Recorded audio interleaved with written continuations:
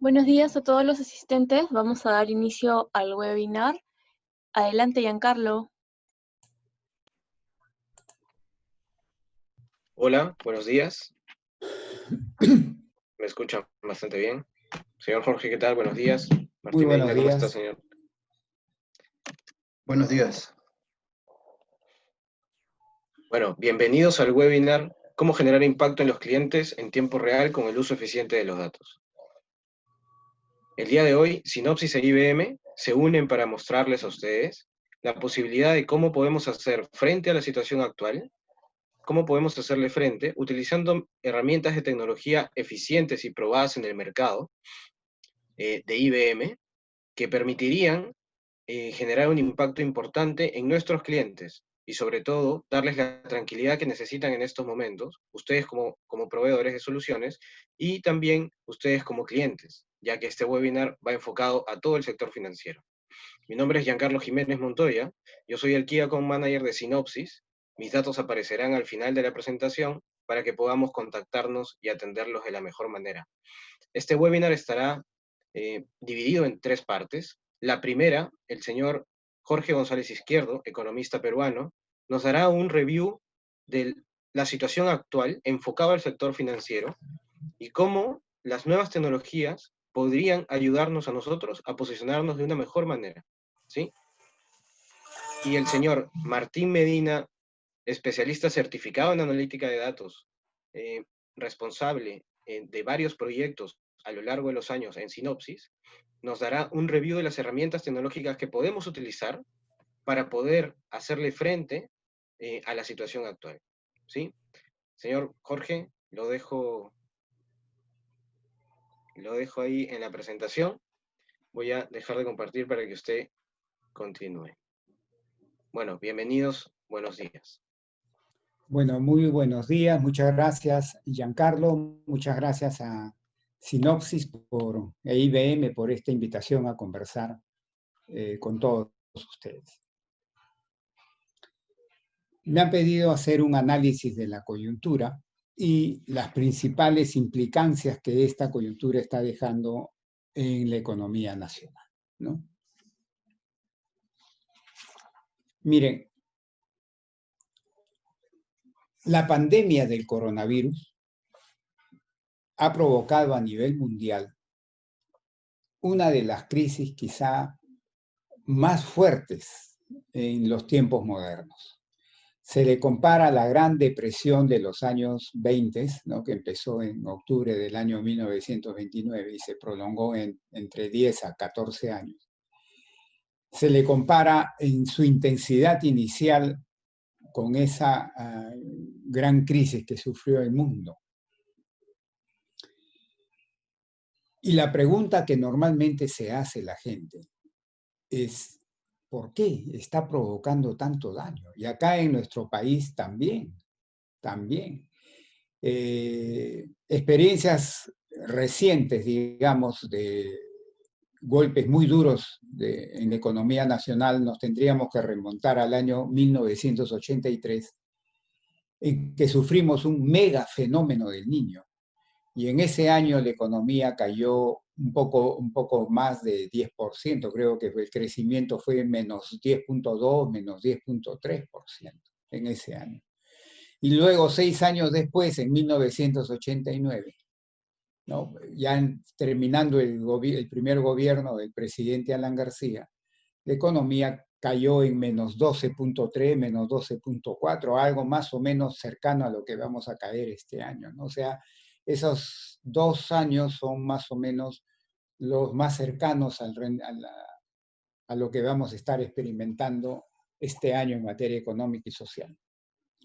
Entonces, pero cuando uno dice, oye, pero esas experiencias ya se han acercado, sí, pero en esas experiencias, por ejemplo, en el fenómeno del Niño, uno sabe que su golpe es muy fuerte en la economía nacional porque destruye parte del aparato productivo, ¿no? Es que ocasiona lluvias inmensas, inundaciones, desbordes de río, se trae abajo puentes, se trae abajo carreteras, inunda cosechas, le quita, digamos, espacio para elaborar a la minería, la anchoveta en el mar se va porque buscando agua fría se va a Chile, afecta al sector pesquero, en fin, te causa problemas, te hace daño al aparato productivo. Sin embargo, la pandemia del coronavirus no te toca un pelo del aparato productivo. No te destruye un puente, no te destruye una carretera, no hace que la anchoveta se vaya, ¿no? Está en el aire nomás. Y entonces la gente se pregunta, ¿y por qué hace tanto daño? ¿Cuál es la razón por la que hace tanto daño en el Perú y en el mundo? ¿Por qué? La respuesta desde mi punto de vista es la siguiente. Lo que pasa es que cuando aparece la pandemia y llega a un país, la sociedad de ese país se organiza, ¿no?, a través de su gobierno, y lo que hace la sociedad frente a la pandemia del coronavirus, lo que hace es tratar de poner las manos así, ¿no?, para detener los efectos negativos sobre la salud de la pandemia, porque infecte la menor cantidad de población posible y cause el menor porcentaje de muertes posible. Entonces las sociedades, cuando se acerca la pandemia, hacen esto. ¿Y qué cosas son estas cosas de la mano para tratar de pararla a la pandemia? Pero en su efecto sobre la salud, ¿qué cosa hacen las sociedades?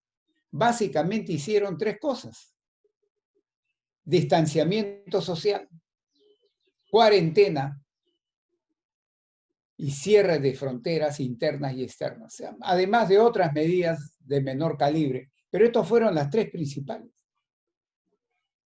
Y estas tres medidas, distanciamiento social, cuarentenas y cierre de fronteras externas e internas, ¿por qué se tomaron? Para parar a los efectos de la pandemia sobre la salud y la mortandad que pueden provocar en la población de una sociedad. Y como consecuencia de esas medidas, como producto de esas medidas, es que la economía sufre. Es un costo indirecto, no directo, sobre la economía la que provoca la pandemia. Vuelvo a repetir. Producto de las medidas de tipo de salubridad pública que toma una sociedad, como consecuencia de eso, es que la economía se resiente, y se resiente muy fuerte. ¿Por qué? Porque, por ejemplo, en la cuarentena, lo que hacen es cerrarte la puerta de las fábricas, de las empresas, pues no produce nada, pues te produce cero. Cierran la puerta de las casas de los trabajadores, no pueden salir a trabajar, no contribuyen en nada a la producción y sus ingresos se derrumban, sobre todo para los independientes informales que te generan su ingreso día a día.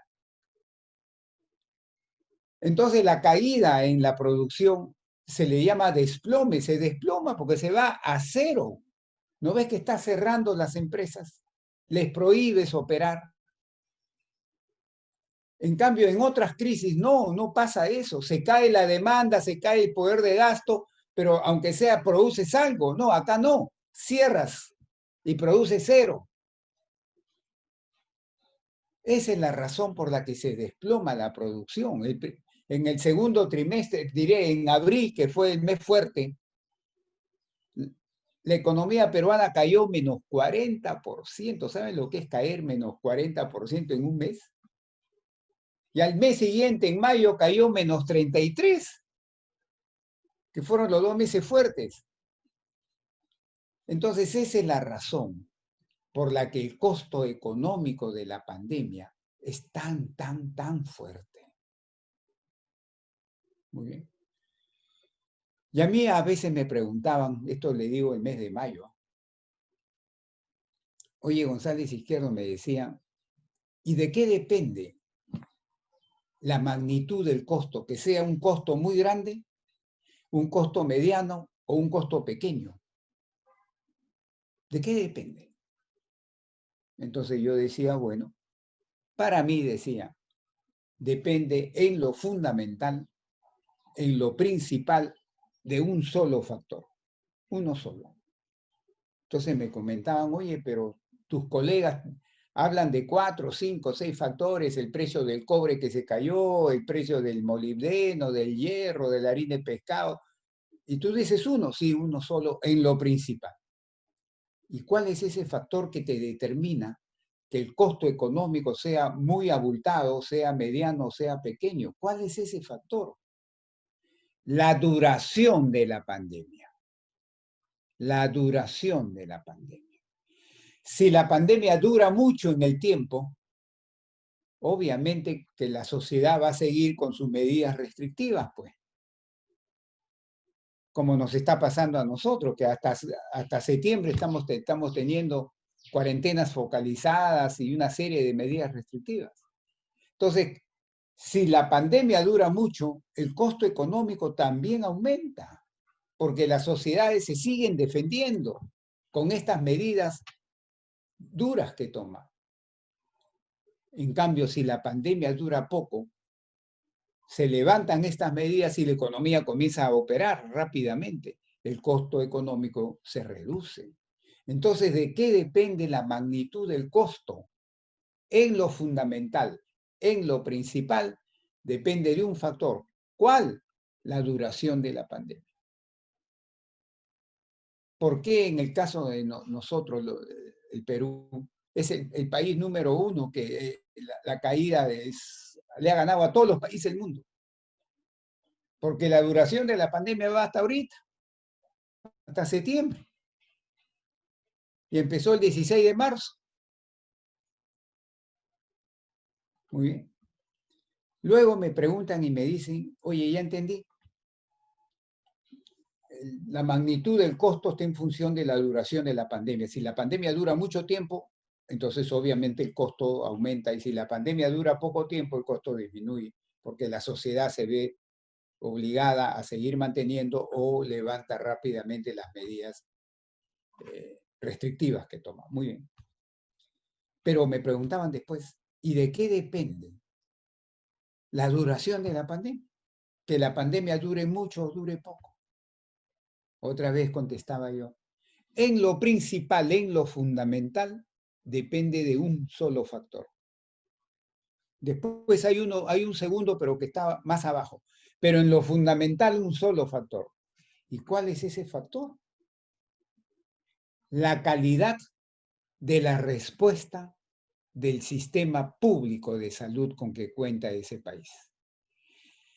Si el sistema público de salud responde con una calidad bajetona, con fallas, con problemas, obviamente que la duración de la pandemia va a seguir. Pues miren nuestro caso, que hasta el propio gobierno del presidente Vizcarra ha reconocido que la cosa no se manejó bien. Entonces, la calidad de la respuesta del sistema público es el que determina si la duración de la pandemia y por consiguiente el costo económico que produce esa pandemia. Acá en el Perú, la calidad de esa respuesta ha dejado mucho que desear. Y esa es la razón por la que estamos hasta el día de hoy con medidas coercitivas, medidas restrictivas. Y el segundo factor, más abajo, es la calidad también con que el Estado respondió ante esta pandemia. ¿Cómo respondió el Ministerio de Economía y Finanzas y cómo respondió el Banco Central de Reserva del Perú? En términos técnicos se dice cómo respondió la política fiscal, el MEF, y la política monetaria financiera, el Banco Central de Reserva del Perú y la Superintendencia de Bancas y Seguros. Y ahí también, para mí, la calidad de esa respuesta también deja mucho que desear. Por consiguiente, los dos factores, pero en primer lugar, la calidad de la respuesta del sistema público y en segundo lugar, la calidad de la respuesta de la política económica, fiscal y monetaria, son los que han determinado, en el caso peruano, por qué la duración de la pandemia se ha extendido mucho en el tiempo y por consiguiente el costo económico también. Muy bien. Entonces, ahora que tenemos ya claro estos temas, vamos a compenetrarnos más en el tema económico. Miren, amigos, quiero poner este ejemplito que nos va a permitir luego comprender lo que está pasando en la economía peruana. Supongamos que estamos en una reunión social y alguien que está en la reunión, un amigo, ¡pum!, pierde el conocimiento. Entonces, inmediatamente lo agarramos, un carro, y lo llevamos a un hospital, pero lo metemos por emergencia. En emergencia, los médicos emergencistas, ¿no?, intensivistas, ¿qué buscan? En emergencia lo que buscan es estabilizarle sus funciones básicas para que no fallezca. Eso es lo que se busca. Si tengo que ponerlo en UCI, lo pongo en UCI para evitar que fallezca. Lo que quiero es estabilizarle sus funciones básicas. Ese es en la etapa de emergencia. Una vez que consiga estabilizarlo, lo paso a sala de recuperación, para que ahí ya lo comiencen a tratar sobre qué le originó ese desvanecimiento, y luego una vez que lo tratan, le den de alta y él se vaya a su casa ya sano. Eso es lo que le sucede a un ser humano. Algo similar ocurre con la economía peruana. Desde el 16 de marzo, abril y mayo, 2 meses y medio, la economía peruana estuvo en la fase de emergencia. Lo que ahí los médicos intensivistas, que era el Ministerio de Economía y Finanzas, el Banco Central de Reserva del Perú y la Superintendencia de Banca y Seguro, lo que querían era que la economía no colapse. Yo propuse que 3 objetivos, por lo menos, que se consigan. Primero, evitar quiebras masivas de empresas, especialmente micro y pequeña empresa. Segundo, evitar caídas masivas a cero de los ingresos de las familias, sobre todo de aquellos más vulnerables.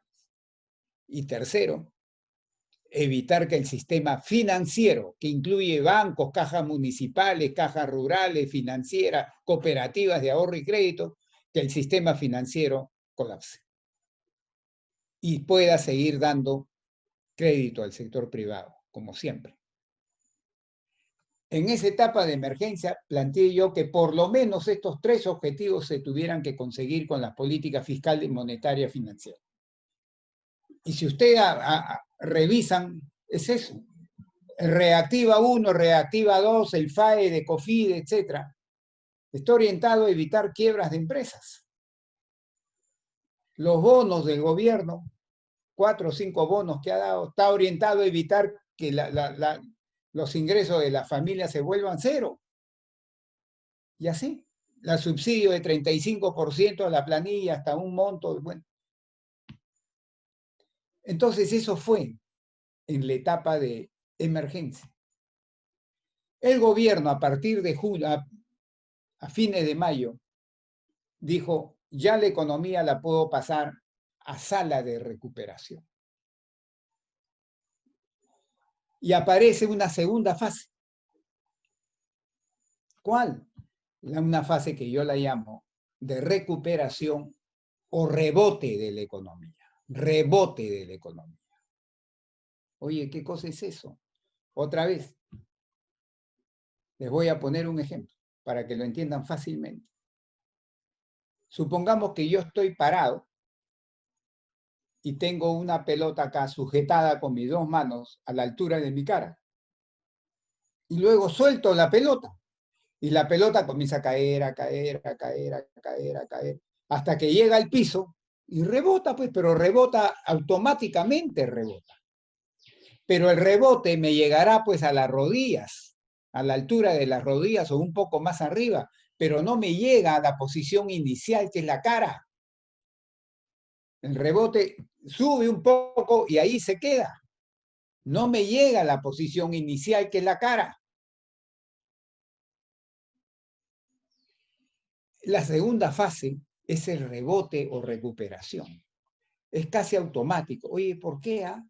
Porque en la segunda fase es cuando el gobierno comienza a dar marcha atrás y dice, ahora le doy permiso para que las fábricas, las empresas abran sus puertas, para que los trabajadores abran sus puertas de sus casas y puedan salir a trabajar y generar ingresos, etc. Eso es lo que el gobierno hablaba de su fase 1, fase 2, fase 3, fase 4.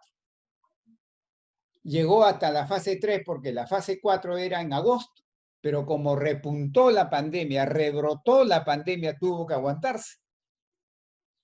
Y ahora está hablando de que a lo largo de octubre y en forma progresiva va a terminar de abrir la economía con la fase 4, octubre, porque la pandemia rebrotó en agosto. Entonces, la economía peruana está hoy día en esta segunda fase, que es la fase de recuperación o rebote, que todavía no se ha terminado, porque el 100% del aparato productivo peruano no está con permiso para operar, aun cuando está sujeto a exigencias mínimas desde el punto de vista de salubridad, ¿no? Que yo cuestiono parte de eso, pero no quiero tocar eso en este momento. Entonces, la economía peruana está en la segunda fase, que es la recuperación o rebote.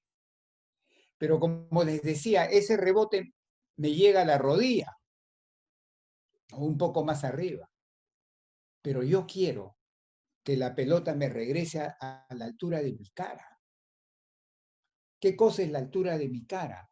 La situación prepandemia, antes de la pandemia, la situación que tenía antes que me golpee la pandemia. En términos de nivel de producción y nivel de empleo. Yo quisiera que el nivel de producción y sobre todo el nivel de empleo se recupere hasta que alcance por lo menos el nivel prepandemia. Diciembre, enero, febrero de este año. Esa etapa es la tercera etapa. Es la etapa de reactivación de la economía. Reactivación de la economía.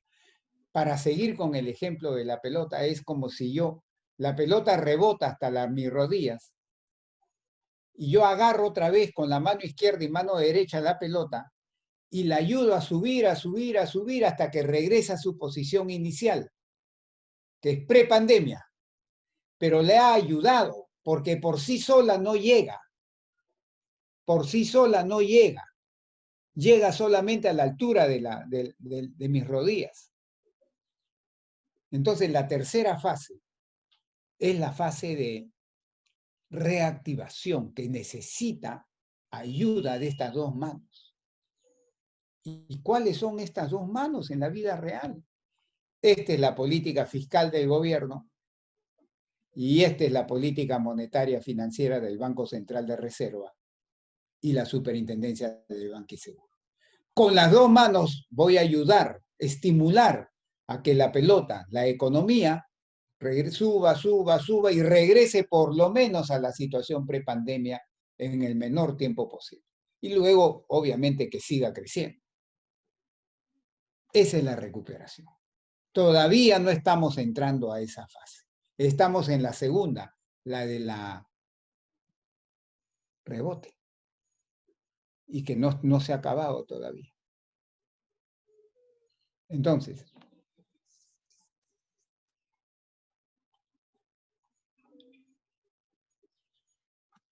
lo que hay que entender es que lo que estamos experimentando ahora es lo siguiente. Si yo veo el crecimiento, cómo se está comportando la producción y empleo mes a mes, ahí tengo que trabajar con cifras desestacionalizadas, por supuesto, ¿no? Pero dejando al margen eso. Según el INEI, en mayo, con respecto a abril, la economía creció un poco más de 8%. En junio, respecto a mayo, creció un poco más de 14%. Pero en julio, respecto a junio, creció 7%. O sea, fue así y ha bajado. Y ahora en agosto y septiembre, por las medidas restrictivas que se vio obligada a tomar el gobierno otra vez por el repunte de la pandemia, obviamente que el crecimiento va a ser muchísimo menor. Fíjense ustedes cómo el rebote 8%, 14% ya empezó a perder fuerza, pues eso les decía yo, me llega hasta la altura de la rodilla, ya en julio frente a junio, ya no creció 14 o más, creció 7. Y en agosto y septiembre va a crecer menos seguramente por las medidas restrictivas que está tomando el gobierno. Y a veces me preguntan y me dicen, oye, González Izquierdo, ¿y cuánto tiempo vamos a salir de esto? Mi respuesta yo la separo. Una cosa es recesión, otra cosa es reactivación, volver a los niveles prepandemia. O sea, son dos cosas. Recesión, volver a los niveles prepandemia. La recesión creo yo que podemos salir rápido, así, rápido. Un trimestre o máximo 2 trimestres salimos de la recesión. Oye, ¿qué es recesión entonces? Bueno, déjeme definirlo. La ciencia económica te define recesión en base a 2 criterios. 2. ¿Cuáles? Primero, te dice, si una economía tiene 2 trimestres consecutivos, o sea, seguiditos, de crecimiento negativo, ya caíste en recesión. ¿Perú lo cumple? Claro. En el primer trimestre se cayó menos 3.5% y en el segundo trimestre se cayó menos 30%. 2 trimestres seguiditos de crecimiento negativo, sí, ya estamos en recesión. Pero el segundo criterio es más exigente todavía. Te dice, no tienes que esperar 6 meses, 2 trimestres, no, para saber si estás en recesión o no, no. Si en pocas semanas, 3, 4 semanas, 5 semanas, el empleo se desploma, pero literalmente se desploma, ya entraste en recesión, al toque. Y el Perú también ha cumplido con ese segundo criterio. Porque en el trimestre abril, mayo, junio, no, mayo, junio, julio, perdón. Según el INEI, a nivel nacional se perdieron 6.7 millones de puestos de trabajo. Imagínense usted, derrumbe brutal del empleo, de los cuales la mayoría de esas pérdidas de trabajo son formales, no informales, sino formales, que va a ser bien complicado volver a restituir esos niveles de empleo. Entonces, salir de la recesión, ¿qué significa? Que en vez de que estés creciendo negativamente, comiences a crecer positivamente. Yo creo que vamos a empezar a crecer positivamente, y te estoy hablando ya a niveles de trimestres, positivamente a partir del primer trimestre del año 2021. Con mucha suerte, el último trimestre de este año, pero con las medidas restrictivas de agosto y septiembre lo veo bien difícil. Más seguro es el primer trimestre del año 2021 que ya registremos crecimiento positivo. Entonces, ahí salimos de la recesión. Por eso le digo yo, salir de la recesión para mí, 1 trimestre, 2 trimestres, salimos. Porque básicamente está impulsado por la fase de rebote. Pero lo otro es lo complicado. ¿Cuánto tiempo me va a tomar recuperar mis niveles normales, prepandemia, de producción y empleo? ¿Cuánto tiempo? Para mí la respuesta va a depender de 2 factores. Primero, ¿cuándo llega la vacuna al Perú? Si la vacuna llega el primer trimestre del año, como está prometiendo el gobierno del presidente Vizcarra, ojalá que se cumpla. Si la vacuna llega el primer trimestre del año, rapidito, entonces la cosa mejora un poco. Seguramente recuperar los niveles prepandemia en producción y sobre todo empleo me tomaría todo el 2021 y quizás algo del 2022. un primer trimestre del 2022. Pero si la vacuna llega en julio o más tarde, es probable que nos vayamos todo el 2022. Y el segundo factor es la calidad con que estén implementando la política fiscal y monetaria. La monetaria lo está haciendo bastante bien el Banco Central de Reserva. Y la financiera también. Bueno, la financiera un poco menos, pero la monetaria sí lo está haciendo bastante bien el Banco Central. El problema está en la política fiscal. Fiscal. Según datos del Banco Central de Reserva, hasta agosto, o sea, hasta el mes pasado, ¿saben cuánto creció el gasto no financiero, que es consumo más inversión? El gasto no financiero del sector público, no financiero, ¿saben cuánto creció? Hasta agosto, 2.6%. Si tú le quitas la inflación, para efectos prácticos, has crecido cero. No has crecido. Este año, que lo que se necesita es estimular la economía, hasta agosto no ha habido estímulo. Porque en una economía básicamente gastan dos, el privado y el público. En lo que va del año, desde que empezó la pandemia, el gasto privado ha hecho esto, ¿ven? Se ha contraído. Y en ese escenario el gasto público tiene que salir a poner el pecho. Pero el gasto público que ha hecho, por lo menos según el BCR hasta agosto, cero. No creció. Entonces, ¿quién gasta más para estimular la economía? Pero ahí no queda lo grave, porque hasta agosto, incluyendo el mes de agosto, lo que ha crecido es el gasto corriente, los bonos, estas cosas.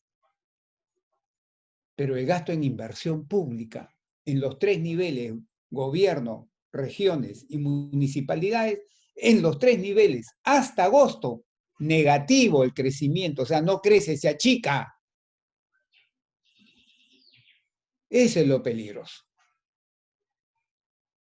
Y entonces, ¿qué está proponiendo el gobierno? Y esa es mi principal preocupación.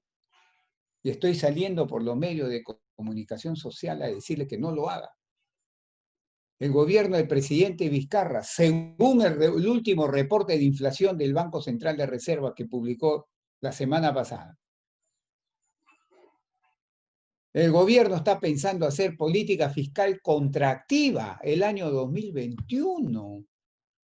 Justo al revés de lo que la ciencia económica y la experiencia de muchos países están mostrando, que tiene que ser expansiva. Porque si el gasto privado no crece fuertemente, crece poquito, quien tiene que estimular la economía es el gasto público. Sino, ¿quién estimula? Y no tanto en gasto corriente, tiene que ser en gasto de inversión. Pero estamos viendo que hasta agosto el gasto de inversión estuvo en negativo. Entonces, ¿de qué estamos hablando, señor presidente? Si usted hace una política fiscal contractiva el año 2021, va a condenar a millones de peruanos a seguir sufriendo penurias económicas y sociales. El 2021 tiene que ser política fiscal expansiva, no contractiva. En términos gráficos, yo tengo que ayudar a la pelota que me llegue a la altura de la cara con las dos manos, no con una, porque con una no la voy a poder agarrar bien, que es la monetaria. Necesito la fiscal, que el gobierno esté diciendo que el año 2021 va a ser política fiscal contractiva, es como si la mano izquierda desapareciera. Entonces, ¿cómo subo la pelota? Con una mano nomás.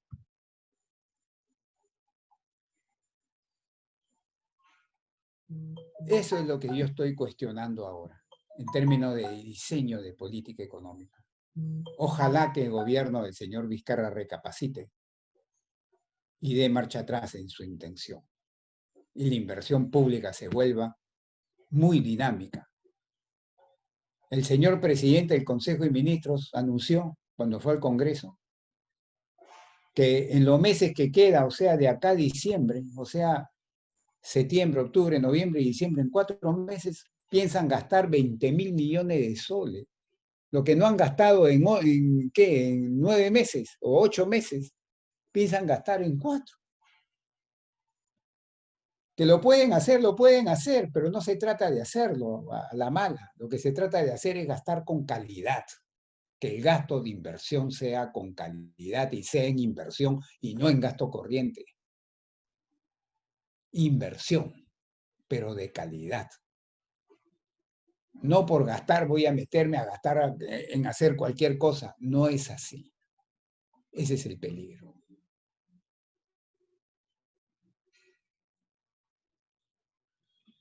Sé que acá en el auditorio hay gente del sector financiero. Con los programas Reactiva del Banco Central, el Banco Central le ha inyectado muy buena cantidad de liquidez al sector privado.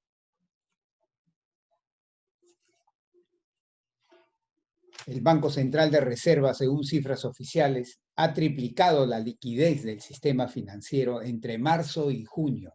Entre marzo y junio ha triplicado, miren ustedes, ha triplicado la liquidez al sistema financiero que está supervisado, incluyendo los bancos, las cajas municipales, rurales. Pero básicamente por el programa Reactiva 1 y 2 y en menor medida por la bajada de encajes, que ustedes saben que bajó el encaje en soles al 4% y el encaje en dólares al 9%. Esta tremenda inyección de liquidez ha provocado, ¿qué cosa? Que las tasas de interés de corto plazo, 1 año, año y medio, 2 años, se hayan literalmente desplomado. Por 2 razones, por esta inyección muy fuerte de liquidez al sistema financiero y por la bajada a la tasa de interés de referencia del Banco Central de Reserva a 0%. 0.25, pero para efectos prácticos de 0%. Por esas 2 medidas, básicamente, las tasas de interés de corto plazo, entendiendo por corto plazo 3 meses, 6 meses, 9 meses, 1 año, año y medio, 2 años, se han desplomado respecto al 31 de diciembre del año 2019. Comparando con ellos, ha habido un desplome, así, desplome. Hoy día está debajo de 1%. Pero, sin embargo, las tasas de mediano y largo plazo no han sufrido ese comportamiento, no se han desplomado. Las tasas de 10 años, 20 años para arriba, de 10 años para arriba, han bajado un poquito. Y en algunos casos, como las tasas de 30, 40 años han subido un poco respecto al 31 de diciembre del año pasado. Entonces estamos teniendo un comportamiento distinto. En las tasas de corto plazo se han derrumbado por este exceso de liquidez que todo el mundo sabe que es temporal y por la bajada en la tasa de referencia del Banco Central prácticamente a 0. Pero las tasas de mediano y largo plazo, no.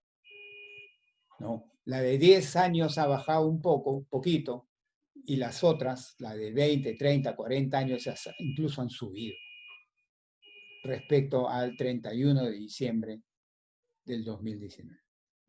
Yo le estoy recomendando al Banco Central de Reserva que su tasa de interés de referencia lo mantenga por lo menos hasta mediados del próximo año. En general, hasta que no vea que la economía comienza a recuperarse en forma sostenida, siga manteniendo su tasa de interés bien baja.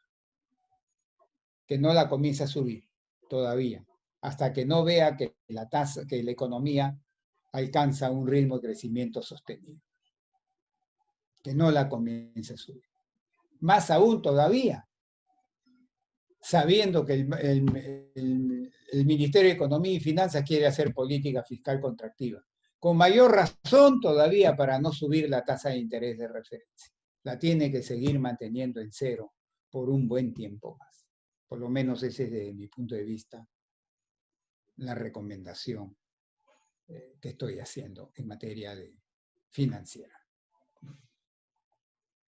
Ahora bien, obviamente está incubándose un problema muy grave. Yo estoy recomendando hacer política fiscal expansiva, política monetaria que siga siendo expansiva, ¿no? Y una tercera política que creo que es importante, la de alivio financiero para todos los agentes económicos, llámense personas o llámense empresas, para todos los agentes económicos que tienen problemas financieros. Una política de ayuda financiera, básicamente una política de reprogramación de deudas, que la SBS le ha dado una salida para que no le afecten los resultados contables a las empresas financieras. Pero yo pido que ese esfuerzo contenga 3 cosas, por lo menos, para que de verdad sea un alivio financiero. Primero, que el periodo de gracia sea 1 año. Y si aprieta mucho, ya unos 9 meses. Digamos. Pero por ahí tiene que estar el periodo de gracia. ¿Y por qué? Porque la economía no va, por lo que les acabo de comentar, la economía va a tomar tiempo para recuperar sus niveles prepandemia. Segundo,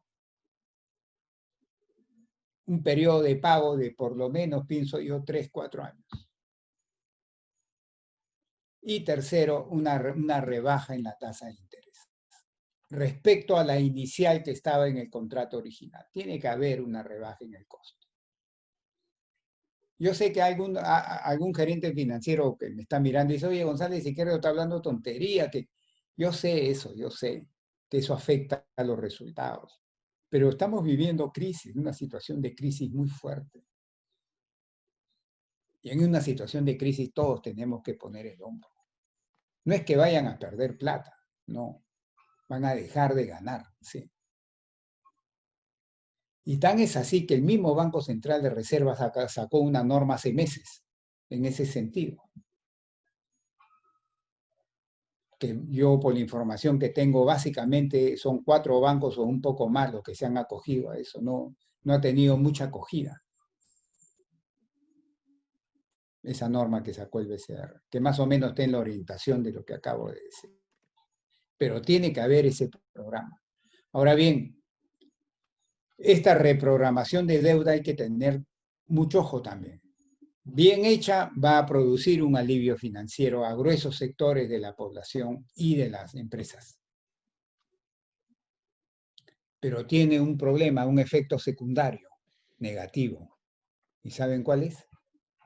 El efecto secundario negativo de estos programas de reprogramación bien hechos, el efecto secundario negativo es de que te congela recursos por el tiempo que tú estás dando la reprogramación, te congela recursos y te reduce la oferta de crédito que puedes dar, especialmente a los sectores a los cuales les estás dando la reprogramación. Se le está condenando a ya no tener más acceso a nuevos créditos, Entonces tiene un efecto secundario colateral. Por lo tanto, las reprogramaciones hay que medirlas bien, hay que dimensionarlas bien para minimizar este efecto secundario que puede tener, digamos, Sí, señor González, ¿qué tal? Sí. Buenos días. Sí, tenemos una consulta de uno de nuestros espectadores que nos pregunta directamente cómo podríamos nosotros encarar la tecnología, cómo podría enlazarse Ahí voy ahora. a la situación. Justo me has cortado, Giancarlo, justo cuando debe entrar. Perfecto, dale. Miren, por dentro favor. de toda esta pandemia, esta crisis que nos está provocando económica y social, ha dejado 2 cosas positivas. 2. ¿Cómo? 2 cosas positivas, sí. La primera cosa positiva que ha dejado esto es que a los ojos de muchos peruanos ha desnudado los principales problemas de la sociedad peruana, que se tiene en educación, en salud, en Estado, en instituciones, en infraestructura. Antes una intelequia, un sector pequeño de la sociedad, tomó conocimiento de esos defectos, esas fallas, pero esta pandemia te lo ha exhibido a todos los peruanos, porque lo han sufrido, sobre todo en salud y en educación. Y eso hay que tomar nota porque los próximos candidatos y el próximo gobierno tiene que enfrentar, porque no podemos cerrar los ojos a esta realidad tan difícil que la pandemia nos ha mostrado. Y yo lo veo como algo positivo, porque nos lleva a tomar medidas. Y lo segundo positivo es que aceleró la llegada a las empresas, sobre todo, aceleró la llegada de la inteligencia artificial, de la automatización de procesos y de la robotización. Ha acelerado esa llegada a las empresas peruanas. Y eso ha llegado para quedarse. Hoy día, por ejemplo, hay muchísimas empresas que probaron el teletrabajo, ya le sintieron el sabor, saben que minimiza costos y aumenta productividad para todos, para la empresa y los trabajadores, y ya se quedaron con eso. No es que pasa la pandemia y regresan a lo otro, no, van a combinar. También las ventas por internet, el manejo de información, lo que se llama Big Data, estratificar a mis clientes para poderles llegar en mejor forma, más eficiente. Todas esas cosas se aceleraron con la pandemia y han llegado para quedarse acá. Y ahí es donde se necesita quizás las instituciones, sobre todo las empresas, necesita el apoyo de gente que sepa cómo internalizar esto y hacer uso eficiente de estos cambios tecnológicos que el mundo está ofreciendo y que la pandemia, por este lado positivo, ha acelerado que entren a la fuerza, al principio, a las empresas peruanas. En ese sentido, yo quiero dejar ya la palabra a la empresa Sinopsis, IBM, ¿no? Junto con IBM, para que le muestren a ustedes los productos que están pensando poner a su disposición. Esta es una empresa que tiene 25 años en el mercado y ya quiere decir que es un cuarto de siglo, es más de sobra para decir que es una empresa solvente, porque si no, no hubiera sobrevivido en un mercado tan competitivo un cuarto de siglo. Tiene un capital humano especializado, por lo que he podido estudiar el tema, y lo que hoy día les va a ofrecer es una comunidad de integración, ¿no? Para ayudarlos, creo yo, en este proceso de procesamiento de data que es muy importante. Yo estoy en varios directorios y yo me doy cuenta lo importantísimo que es manejar la data, la Big Data y sacarle mucho jugo a eso. Se gana mucha eficiencia, se baja costos y las empresas terminan dando más utilidad, que es lo que interesa a veces a los accionistas. Giancarlo, si no hay otras preguntas, sí, no. Señor Jorge, es un gusto de hecho tenerlo con nosotros. Le agradezco la presentación. Igual si es que dentro de la presentación que va a hacer ahora Martín, alguien de los panelistas desea hacerle una pregunta al señor Jorge, también bienvenido, y la tocaremos al final de la presentación. Igual, si es que ahora desean que podamos conversar unos 5 minutos de repente en cuanto a alguna consulta que pueda aparecer, el señor Jorge está encantado de atenderlo. Sí, con mucho gusto. Si hay alguna pregunta, lo resolvemos ahorita. Sí, por el momento no, más bien uno de los espectadores, la señorita Mayra Espinosa, dice: muchas gracias, economista Jorge, siempre es un placer escucharlo, así que me parece que ha sido bastante productivo. Los años de experiencia, señor Jorge, lo benefician y eso es, le agradecemos su presencia. Gracias también a ustedes, que Dios nos bendiga a todos, ¿ya? Gracias. Gracias.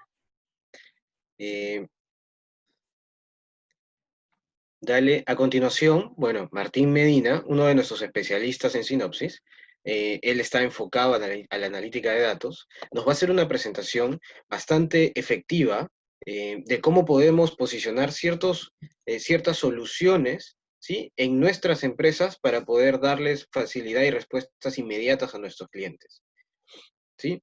A continuación, los dejo entonces con Martín. Dale, Martín, por favor.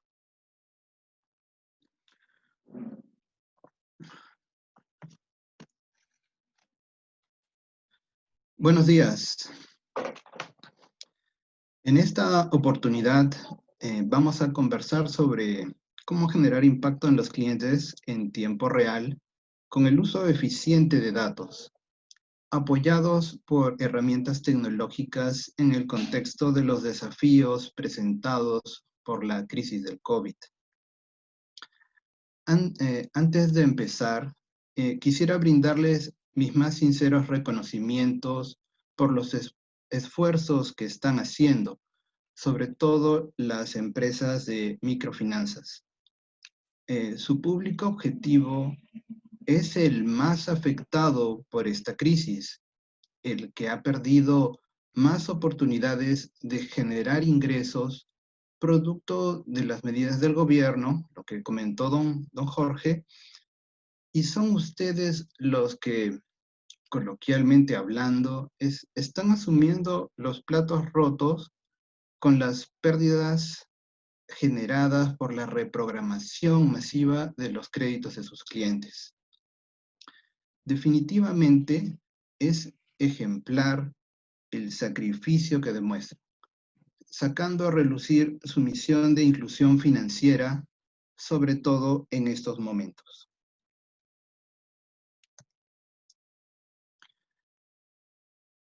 La crisis del COVID ha cambiado, tal vez para siempre, la sociedad en que vivimos. Entre los múltiples desafíos que esta situación conlleva, hemos identificado 3 en los que herramientas tecnológicas pueden sumarse y aportar a sus iniciativas existentes. El primer desafío identificado es la disrupción del face-to-face. Todas las personas quieren cuidar su salud, no exponerse a contagiarse y que peligre su vida.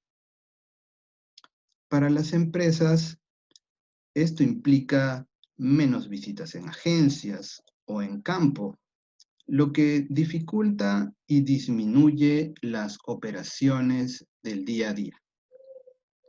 Para los clientes, esto conlleva una disminución de su propio público que adquiere sus productos y servicios.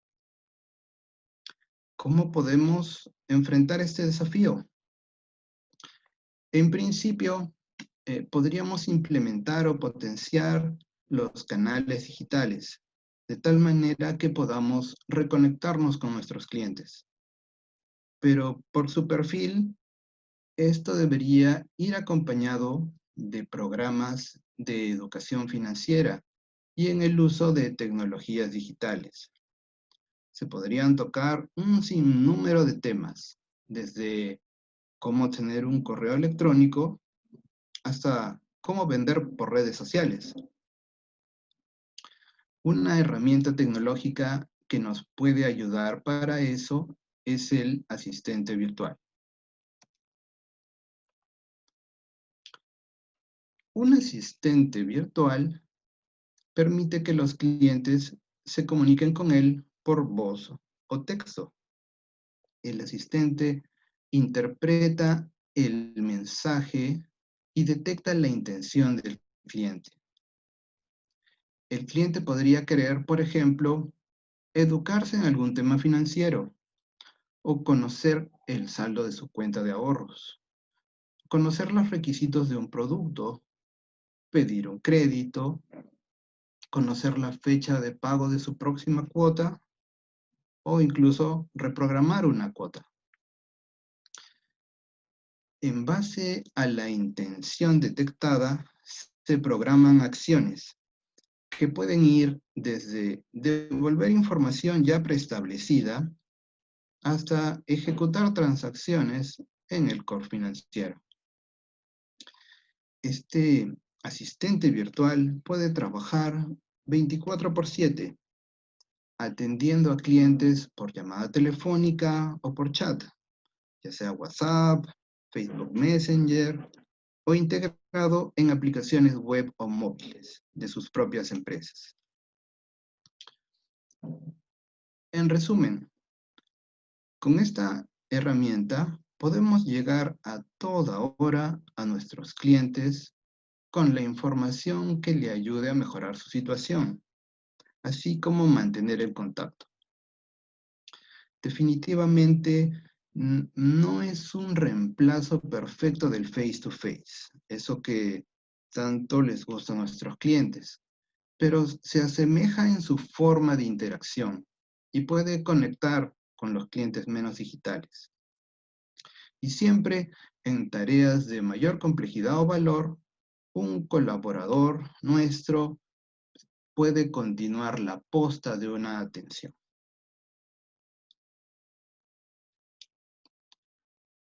Otro desafío identificado es poder llegar a los clientes con ofertas personalizadas.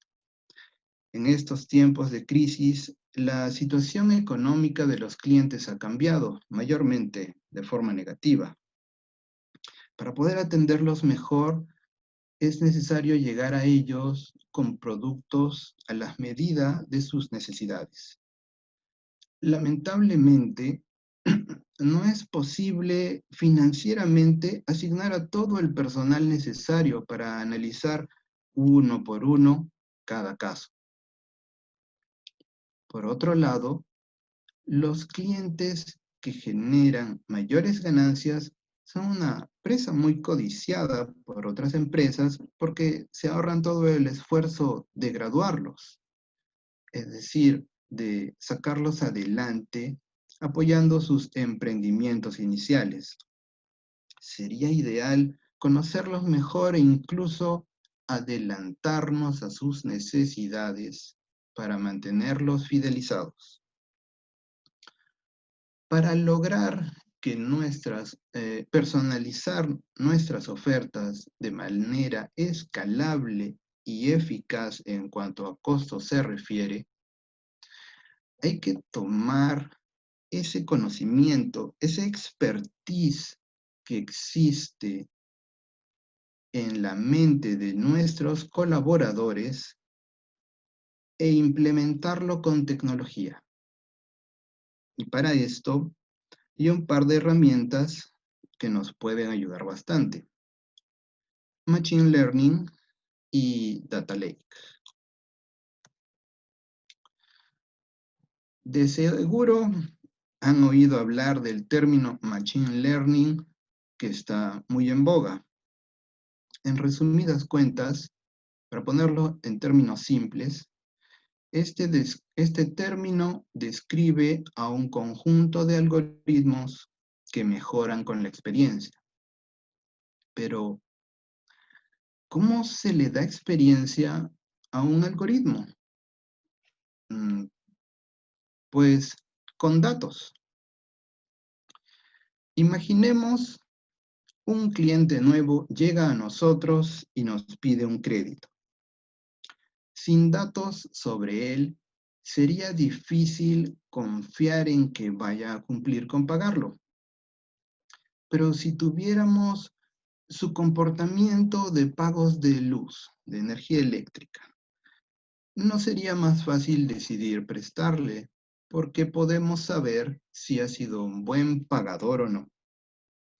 Aparte de tener una fuente confiable de dónde vive. En conclusión, con más datos podemos tomar una mejor decisión. La idea entonces es sistematizar procesos como este con herramientas de Machine Learning. Y se puede utilizar también en otros casos, por ejemplo, para detectar que un cliente va a dejar de pagar su crédito y en lugar de manejar esa situación reactivamente, lo hacemos de manera proactiva. O también para generar ofertas personalizadas con mayor probabilidad de aceptación.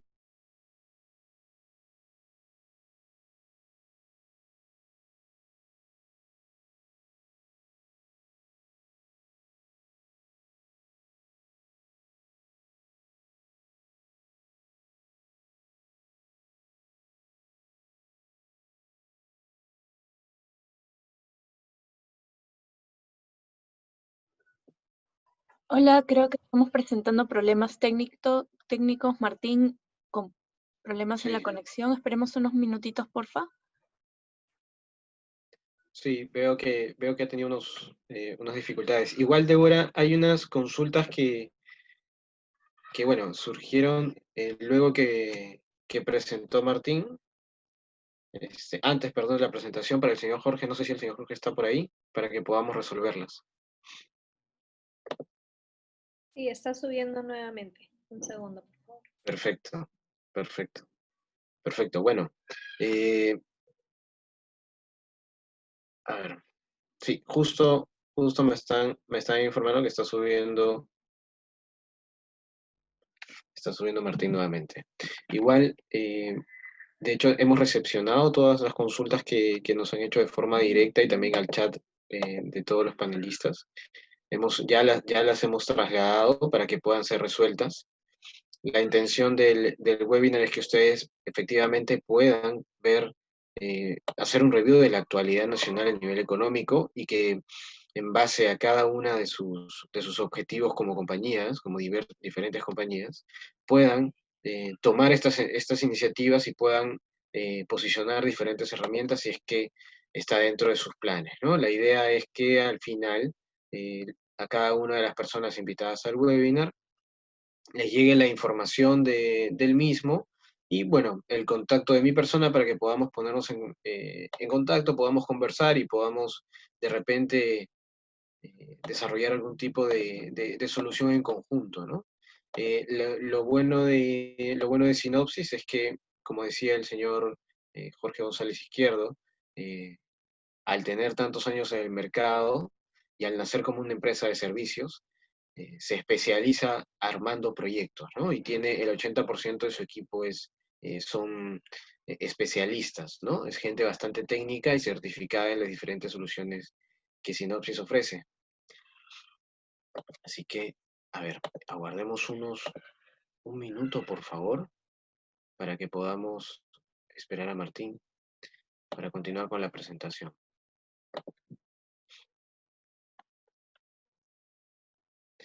Eh, a ver, Débora, me dice Martín que está subiendo.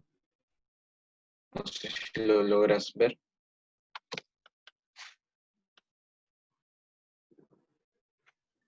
Todavía no, esperemos unos minutitos.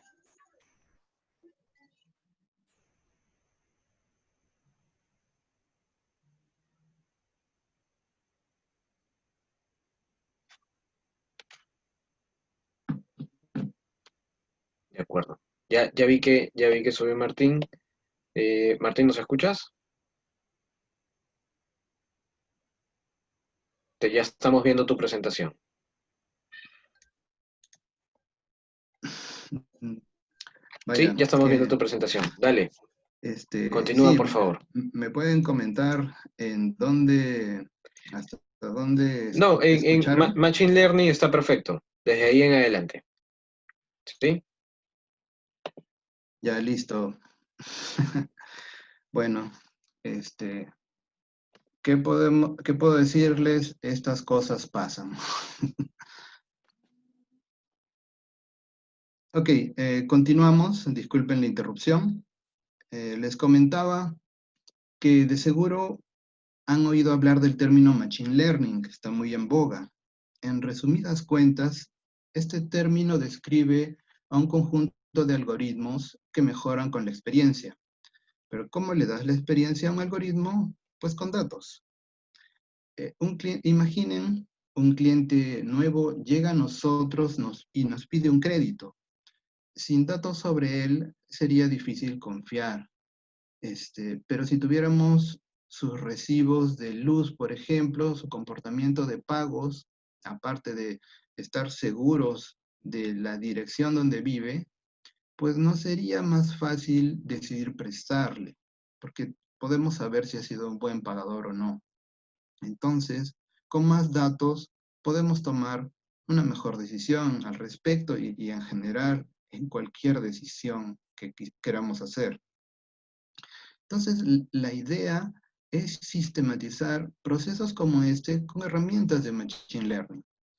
Y se puede utilizar también en otros casos, como para detectar que un cliente va a dejar de pagar su crédito y manejar la situación de manera proactiva y no reactiva, generar ofertas personalizadas con mayor probabilidad de aceptación, prediciendo quiénes podrían estar más interesados y cuál es la mejor forma de contactarlos para lograr una conversión. Y también podemos ir un paso más allá y detectar que un cliente va a requerir un crédito próximamente. Entonces nos adelantamos a sus necesidades y le ofrecemos algo que le haga sentido. Ahora, algo muy importante. Las decisiones que tome, ya sea una persona o un algoritmo, van a ser más certeras si es que los datos en los que se base su análisis son confiables. En nuestro ejemplo anterior, si los datos de pago de luz son falsos o incorrectos, pues no nos sirven de nada. Al contrario, nos perjudican porque nos van a hacer cometer errores. Para asegurar la confiabilidad de los datos que usemos, hay otra herramienta que nos puede ayudar. Y este término tal vez no es tan popular como Machine Learning, pero es Data Lake. Este término engloba un conjunto de tecnologías, estándares y buenas prácticas.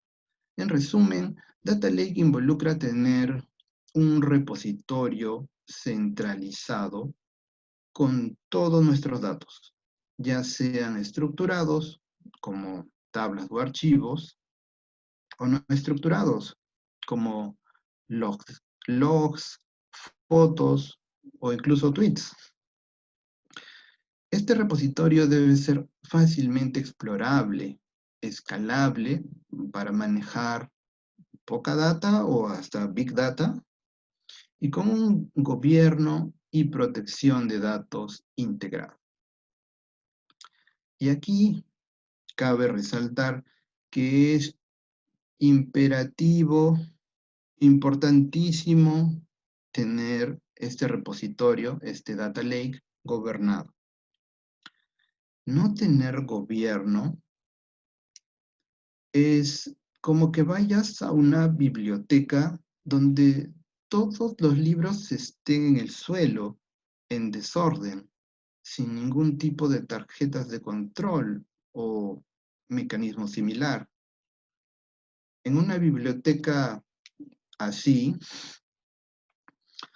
no sabes qué libros hay, no sabes qué libros, los libros que existan sobre algún tema en particular. No hay políticas y reglas que velen por la calidad y el cuidado de los libros. No conoces la opinión de otros sobre algún libro en específico. Si tuvieran que ir a esta biblioteca toda desordenada para hacer una tesis, ¿qué tan difícil sería lograr redactarla y que genere valor? ¿Habremos consultado todos los libros relevantes? ¿Todos los que logramos pescar en este mar de desorden serán confiables?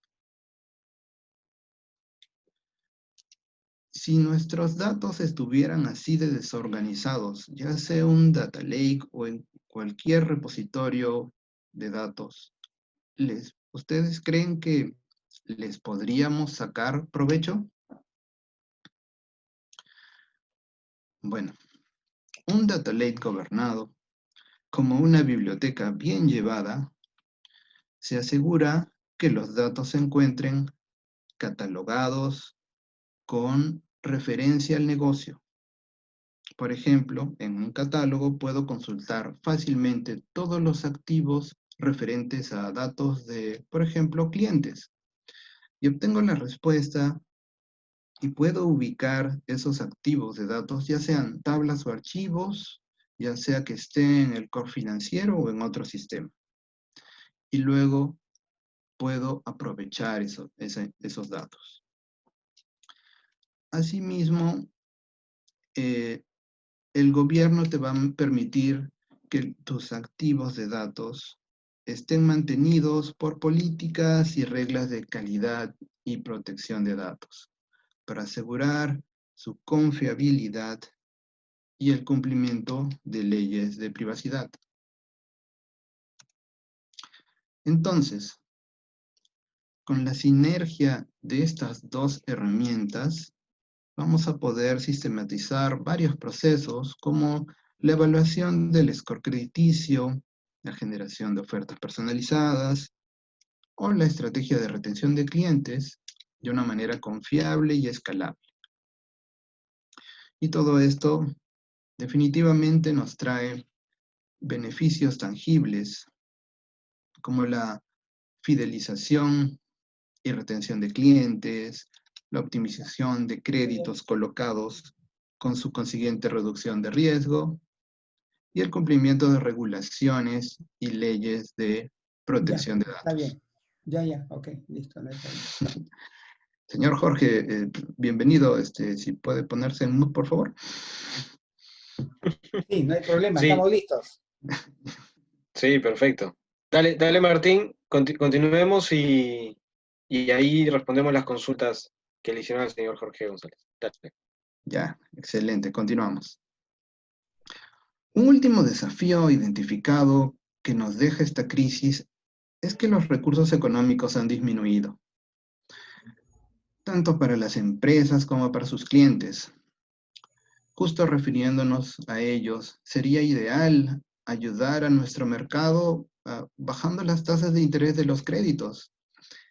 Como lo mencionó el señor Jorge, no, por favor no me tilden de loco.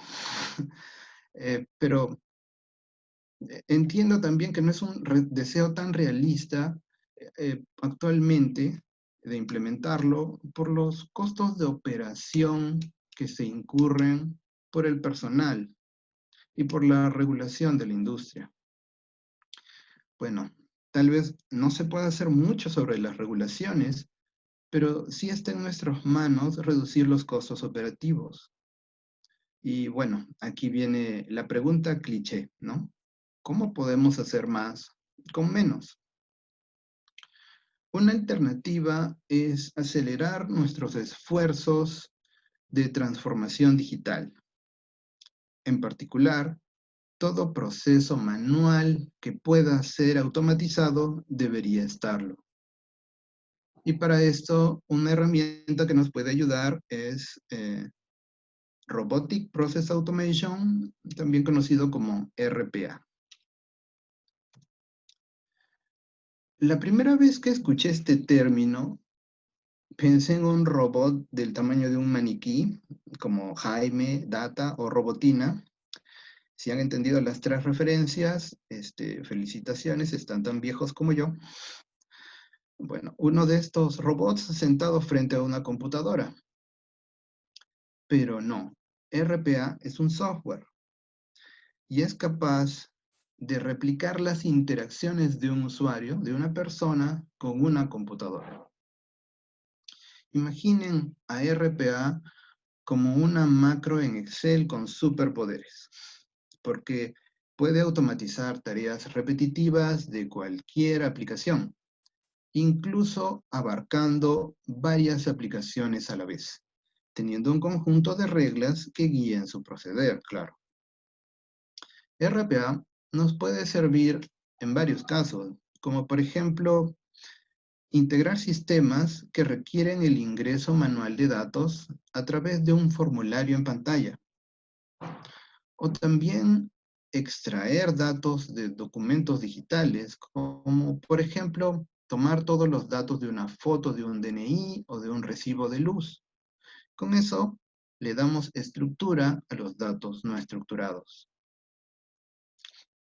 En un último ejemplo, podemos automatizar procesos como la aprobación de facturas, el pago de planillas y la alta o baja de empleados. Todos temas repetitivos, muy manuales, donde las reglas estén claras para que una persona los haga, o en este caso, mejor aún, uno de estos robots de software. Entonces, automatizando los procesos vamos a poder incrementar su disponibilidad a 24/7 de ser requerido.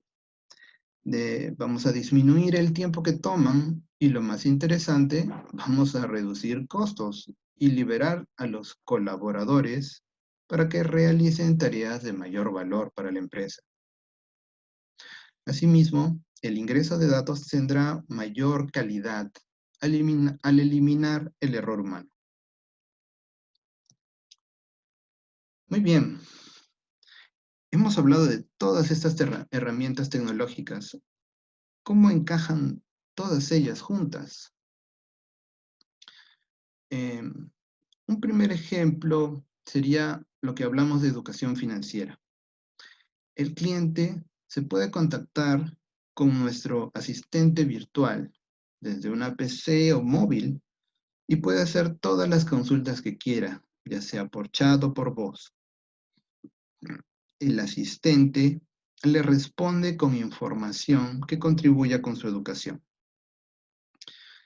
Estas interacciones se pueden almacenar en el Data Lake para que formen parte del perfil del cliente. Cualquier dato sensible que se tenga que almacenar puede estar protegido, enmascarado, de tal manera que se cumplan todas las leyes y políticas de privacidad, ya sean de la empresa o de los entes reguladores. Otro ejemplo, el número 2, el envío de ofertas personalizadas. Nuestros algoritmos de Machine Learning que están complementando el esfuerzo de nuestros analistas de negocios van a consultar los datos del Data Lake y van a formular ofertas personalizadas a los clientes. El asistente virtual va a consultar estas ofertas y se las puede comunicar.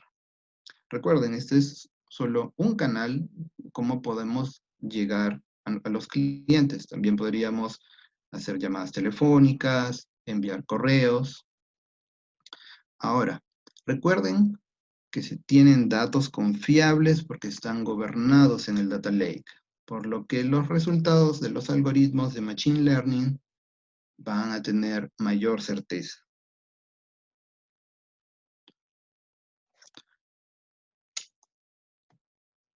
Otro ejemplo es la solicitud de créditos, donde el cliente le va a expresar al asistente virtual su intención de solicitar un crédito.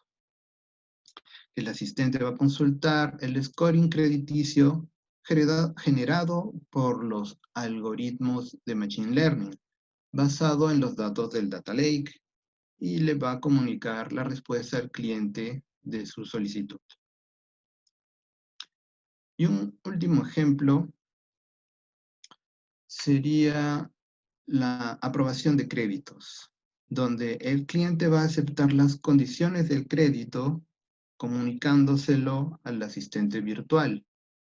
Y puede invocar un proceso automatizado en RPA para crear al cliente y al crédito en el core financiero, entre otras cosas. ¿Sí? Bueno, hemos conversado de estas herramientas. Quisiera darles unas ideas finales.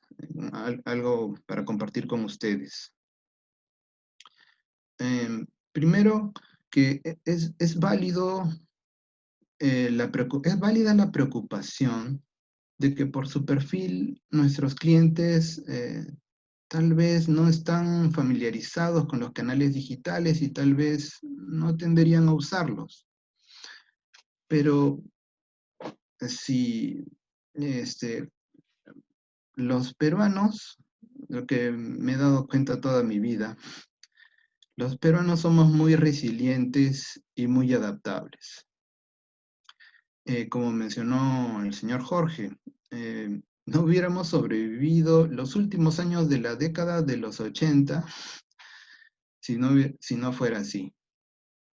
Además, bueno, esto es una opinión personal, pero si yo me estuviera ahogando y me lanzan un salvavidas digital que nunca había visto o usado antes, pues yo lo tomo y aprendo cómo sea usarlo para salvarme. Y si el camino a llegar con tal vez mejores tasas o seguir brindando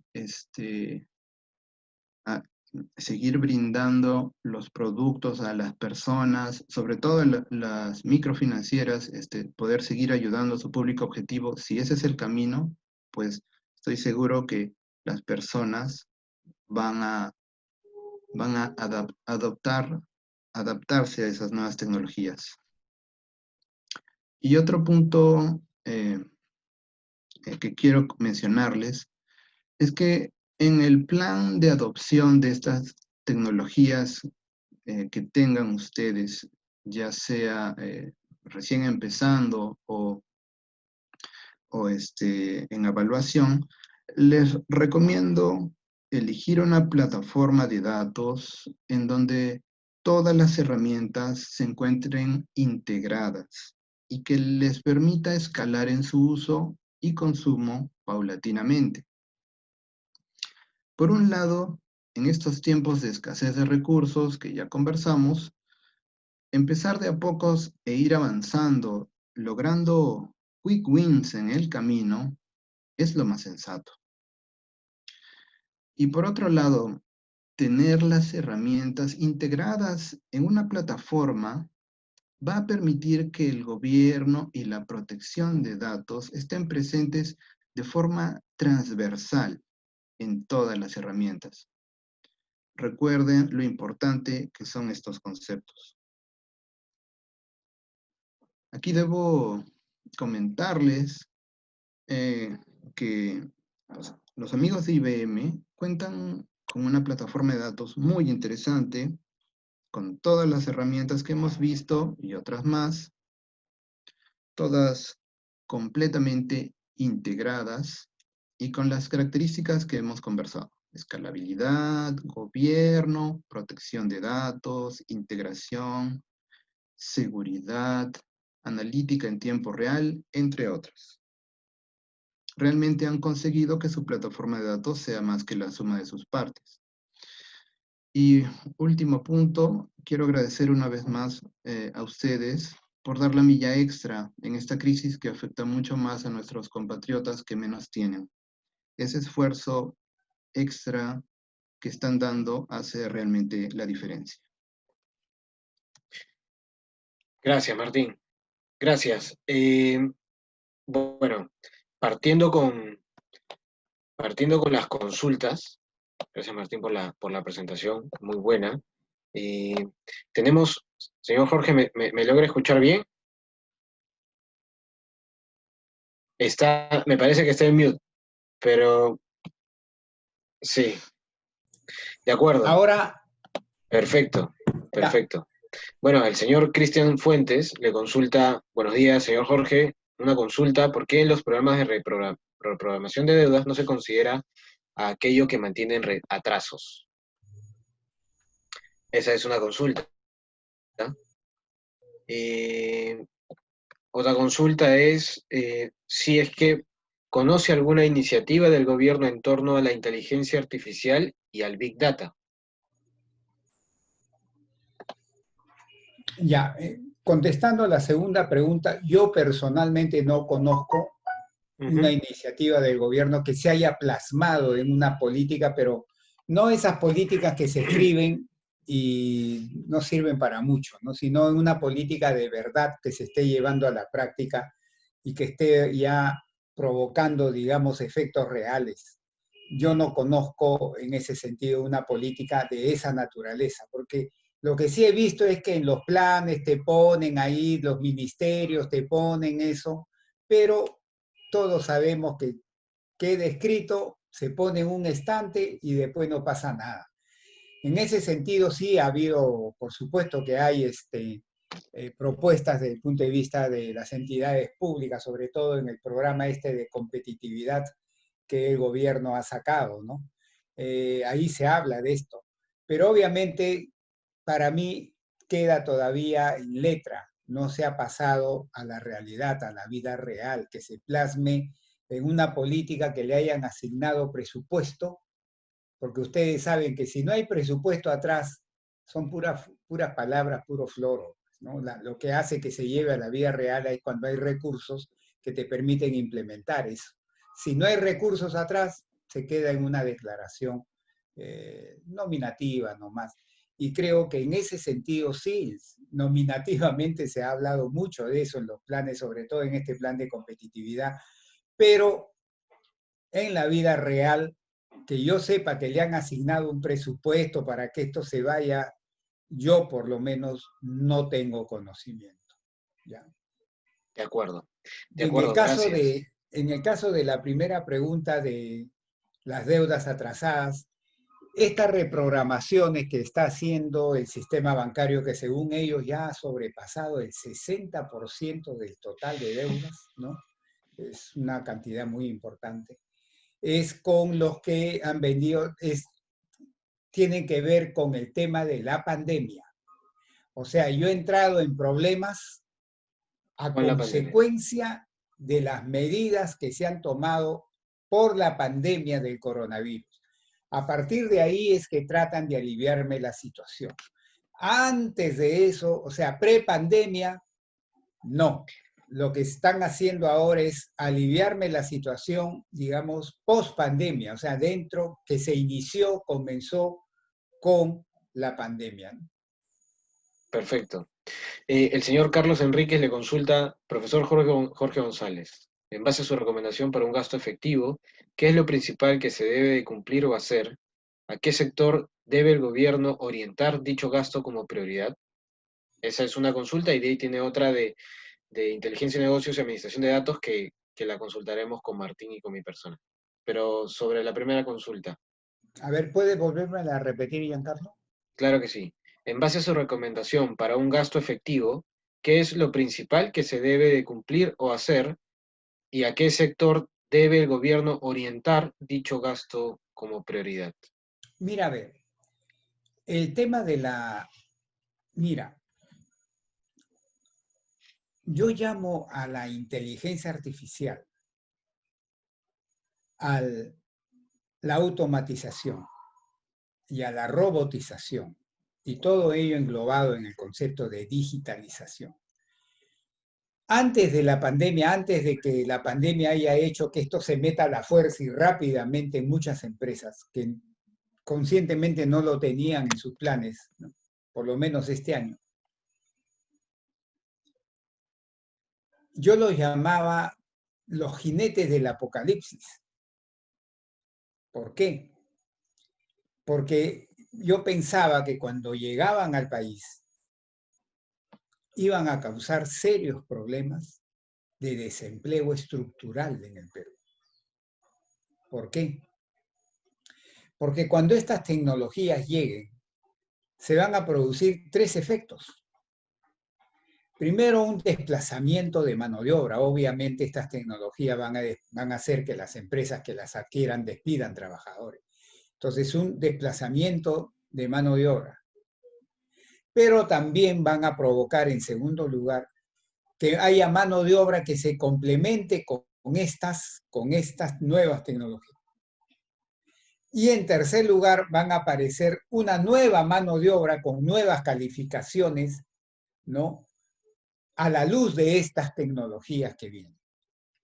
Pero en estos últimos dos casos, la mano de obra tiene que prepararse, tiene que actualizarse, tiene que entrenarse, y eso tiene un costo. Entonces el problema es, o el costo se lo dejas al trabajador, o el costo lo financia el gobierno, o lo comparten. Y conociendo la realidad del país, va a haber miles y miles y miles de trabajadores que hacen labores que son rutinarias y que son relativamente más fáciles de reemplazar por las medidas de automatización, robotización, inteligencia artificial, ¿no? Que con un algoritmo te comienzan a reproducir esas actividades rutinarias que son justamente del tipo de mano de obra de menor calificación, menor educación, menores ingresos. Esos son los primeros que van a salir despedidos. Pero ¿cómo los capacitas, los reentrenas, cómo los reeducas? Ahí viene el problema, es quién los financia. Ellos no creo yo que tengan mucha capacidad. Cargar de eso al Estado al 100% tampoco creo yo que el Estado podría aguantar eso. Tendría que ser una mezcla. ¿Y a qué viene? Dirán ustedes, ¿y a qué tiene esto que ver con la pregunta? Es que la tecnología es horizontal, no es vertical, no es que haya un sector tecnológico, no. La tecnología te agarra la minería, te agarra la construcción, te agarra la manufactura, te agarra los servicios, te agarra el comercio, te agarra la agricultura, te agarra la pesca, te agarra todos los sectores. Este cambio tecnológico, este progreso tecnológico de la inteligencia artificial, la automatización y la robotización, ¿no? Esto te agarra a todos los sectores. Entonces tienen que ser políticas de tipo horizontal, no pueden ser políticas focalizadas de tipo vertical. Y fundamentalmente para mí, para evitar este tema en el desempleo estructural que pueden producir, tiene que estar orientado en lo fundamental a capacitación, entrenamiento, educación, para darle los new skills, las nuevas cualidades, las nuevas capacidades que necesitaría la mano de obra para poder adecuarse a estas tecnologías que están empezando ya a llegar y a entrar al país. Miren ustedes nomás, ¿quiénes hacen teletrabajo? ¿Todos hacen teletrabajo? No, no. Es un segmento de los trabajadores que están en capacidad de hacer teletrabajo. Mayormente son los que tienen más educación, más calificación, más experiencia, más entrenamiento. Son los que más ganan también. Entonces ellos están más capacitados en hacer teletrabajo. Pero a los que están más abajo, no. Entonces tienes tú que capacitarlos, entrenarlos, educarlos, ayudarlos a que estas nuevas tecnologías, fundamentalmente estas tres cosas que llegan, no los expulsen, no los perjudiquen en el largo plazo. Y yo no estoy viendo eso en este gobierno, ojalá lo vea en el próximo gobierno. Acá se habla de reforma laboral y se dice, hay que hacer una reforma laboral en el Perú. ¿Y qué entienden sobre todo esto los dirigentes empresariales, de la CONFIEP, de ellos? Hablan de reformas laboral. ¿Y qué entienden por reforma laboral? ¿Saben qué entienden? Quitarle al trabajador su gratificación de julio, diciembre, quitarle su CTS, al obrero quitarle su salario dominical, quitarle su asignación familiar. Ellos dicen que esos son sobrecostos, entre comillas, y que por lo tanto una reforma laboral es eliminar eso. Ya está, y dicen que eliminando eso, ya está. ¿No? O sea, tienen una mente y una visión así. Reforma laboral verdadera es preparar a la mano de obra peruana, a los 17,5 millones que componen la fuerza laboral peruana, prepararlos para estas tres cosas que vienen de afuera, la inteligencia artificial, la robotización y la automatización de procesos y de actividades. Hay que preparar a la mano de obra para que pueda acogerse, acompañar a ese cambio tecnológico y no ser desplazada. Esa es la verdadera reforma laboral, porque implica muchas cosas y mucho presupuesto.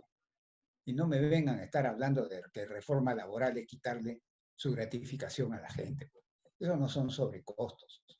Esta es la verdadera reforma laboral. A los 17,5 millones de peruanos, que es la fuerza laboral peruana hoy día, capacitarla, entrenarla, educarla, para que pueda ser amigable con estos cambios tecnológicos que ya empezaron a entrar a la economía peruana.